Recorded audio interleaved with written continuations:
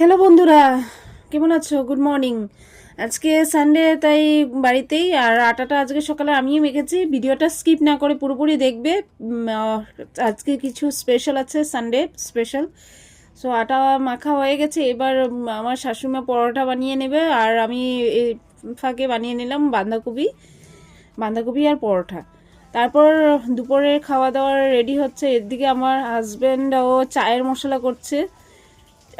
মশলা চা বানানোর জন্য চায়ের মশলা নিয়ে এসেছে, ওগুলো মশলা সব গুঁড়ো করে নেবে। আর আমার ছেলে ওর ঠাকুমা থেকে মিষ্টি খাচ্ছে, এমনিতে মিষ্টি ভালোবাসে না।